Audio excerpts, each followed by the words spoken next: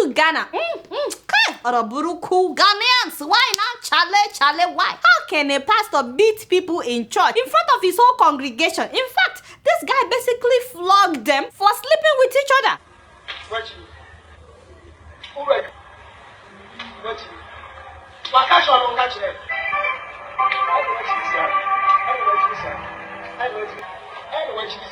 No, really, which Bible is he reading? Would Jesus do this? Is this how to correct people? And then they wonder why a lot of young people don't want to go to church. You cannot discipline them at home, considering the fact that he said that he adopted the two of them, you know, the boy and the girl. The boy is 16, the girl is 14, and he said that they've been living with him for years. If you must discipline them in front of the church, why can't you talk to them about the consequences of their choices? Seriously, what kind of church is this? And all these people were sitting there watching him beat them. Haba, since you raised them in your own house, shouldn't you have noticed if something is going on? Is this the time to be beating them in the public? I hope the girl did not lose the pregnancy, because they said that she was pregnant. By the way, what is the name of that pastor? What?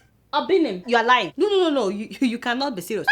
My father and my God. This is the man beating people for sleeping with each other. Hell, what? Chale? Isn't this the same pastor that impregnated the wife of one of his junior pastors? See me say trouble. For 2 years. 2 years, this man was sleeping with the wife of one of his junior pastors. It wasn't even like something that happened once. He confessed that the affair lasted for 2 years until he impregnated the woman. A married man that impregnated another man's wife. Who beat him when he did that? Who flogged him? Did he even step down as a pastor? Did he even stop preaching after he did that? No, he just said that he confessed it to his wife and they prayed together and he moved on as if nothing happened. And then he went on a popular Ghanaian show where he said that him having an affair was a good thing because a lot of people see him as an angel since God gave him the gift of performing miracles. He said that it was God's plan for the affair to happen because it made his church members realize he's also a human being. Can you imagine that he said that it was God's plan for the affair to happen? That shameless adulterer, an adulterer that is still doing younger, coming up with excuses for sleeping with another man's wife. He's now the one beating up teenagers for sleeping with each other.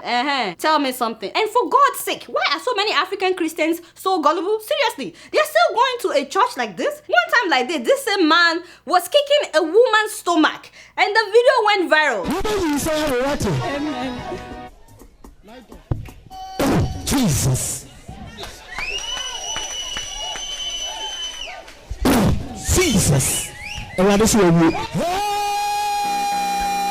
People said that the woman was pregnant, but he said that, oh, she wasn't pregnant, she just had fibroid, and he was trying to cure the fibroid. And I was like, whatever, I don't care. He has no right to kick anybody's stomach, not to talk about another man's wife's stomach. Are you kidding me? The same pastor would lay on people in the name of healing them or in the name of doing deliverance. Yes, I mean, just imagine. He likes to lay especially on women. I don't know what it is with him and women. And I've read somewhere that part of the miracles that he performs is to help women get bigger breasts and bigger butts. I was like, oh, shut up, Polly, the way you get excited when you hear things like that. Get out.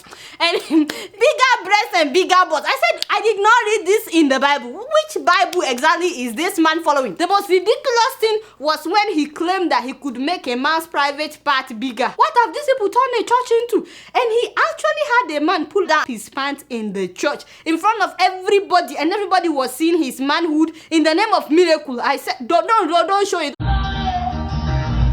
Obinim acting. What is wrong with you? We are not showing that. I beg, take it down. I don't want the photo and I don't want the video. I beg. We are not showing that. Thank you.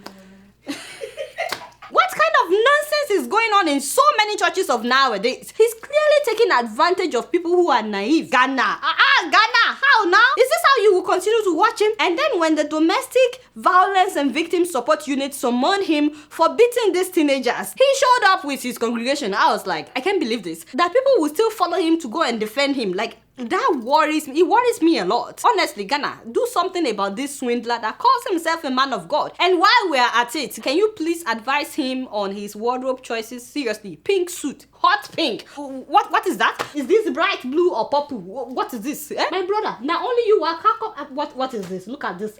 Seriously, this is 2016. I honestly hate when someone takes advantage of people, especially when they use the name of God. It gets on my nerves big time. But you guys know I don't know much. Guess what? I'm just keeping it real.